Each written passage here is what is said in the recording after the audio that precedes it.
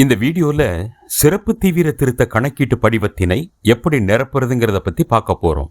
முதல்ல இந்த ஃபார்மோட மேல் பகுதியில் உங்க வாக்குச்சாவடி நிலை அலுவலர், அதாவது பிஎல்ஓவோட பெயர் மற்றும் மொபைல் எண் இந்த இடத்துல இருக்கும்.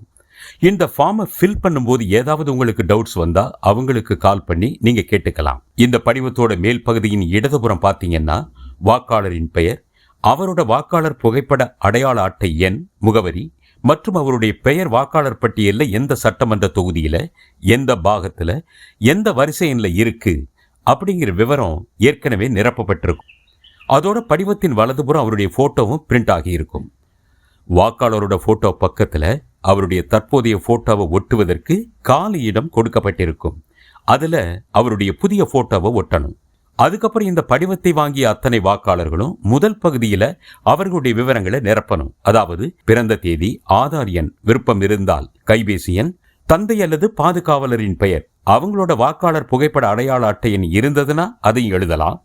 தாயாரின் பெயர், அவங்களோட வாக்காளர் புகைப்பட அடையாள அட்டை எண் இருந்ததுன்னா அதையும் எழுதலாம். துணைவர் பெயர், அதாவது கணவன் அல்லது மனைவி அவங்களோட வாக்காளர் புகைப்பட அடையாள அட்டை எண் இருந்ததுன்னா அந்த எண், இது போன்ற விவரங்களை எல்லாம் சரியா நிரப்பணும். அடுத்ததா கீழே இடதுபுறம் உள்ள இரண்டாவது பகுதி, அதாவது முந்தைய சிறப்பு தீவிர திருத்தத்தில் வாக்காளர் பட்டியலில் உள்ள வாக்காளரின் விவரங்கள் அப்படின்னு இருக்கிற பகுதியில அந்த வாக்காளர் அவருடைய பெயர் 2002 அல்லது 2005 வருட சிறப்பு தீவிர திருத்தத்தில் தயார் செஞ்ச வாக்காளர் பட்டியலில் இருந்தா அந்த பகுதியில் கேட்கப்பட்ட விவரங்களை நிரப்பணும். அதாவது வாக்காளர் பெயர் அப்படிங்கிற இடத்துல அவருடைய பெயரை எழுதணும். 2002 அவருக்கு வாக்காளர் புகைப்பட அடையாள அட்டை எண் இருந்துச்சுன்னா அதோட நம்பர், அப்புறம் உறவினரின் பெயர் என்ற இடத்துல அவருடைய அப்பா, கணவர், பாதுகாவலர், இப்படி அவருக்கு பொருத்தமான உறவினரோட பெயரை எழுதி கீழே உள்ள உறவு முறையையும் எழுதணும்.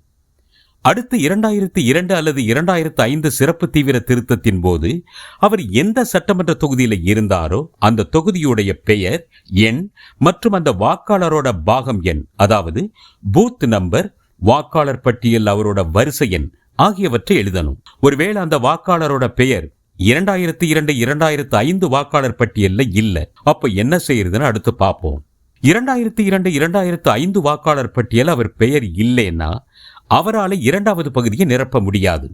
அப்போ இந்த மூன்றாவது பகுதியில அவரோட உறவினர், அதாவது அவருடைய அப்பா, அம்மா, தாத்தா, பாட்டி, இவங்கள யாராவது ஒருத்தருடைய பெயர் 2002 2005 வாக்காளர் பட்டியலில் இருந்ததுன்னா அவங்களுடைய பெயர் 2002 அவங்களுக்கு வாக்காளர் புகைப்பட அடையாள அட்டை இருந்ததுன்னா அதோட நம்பர், அவங்களோட அப்பா, கணவர் பேரை நிரப்பணும். அடுத்து உறவு முறை அப்படிங்கிற இடத்துல அவர் வாக்காளருக்கு என்ன உறவு முறை அப்படின்னு எழுதணும். அப்புறம் அவர்களோட, அதாவது யார் பெயர் 2002 2005 வாக்காளர் பட்டியலில் இருக்கோ அந்த பெயர் இருக்கிற சட்டமன்ற தொகுதி பெயர், பாகம் எண், வரிசை எண் எல்லாத்தையும் ஃபில் பண்ணணும். இதை முடிச்ச பின்னாடி கீழே இருக்கக்கூடிய 3 உறுதிமொழியையும் பொருத்தமா ஃபில் பண்ணி வாக்காளரோட கையெழுத்து அல்லது கை ரேகையை இட்டு, அவர் இல்லாத பட்சத்துல அவருடைய குடும்பத்தில் இருக்கிற 18 வயசுக்கு மேற்பட்ட நபரின் கையெழுத்து அல்லது கை ரேகையை பதிவு செஞ்சோ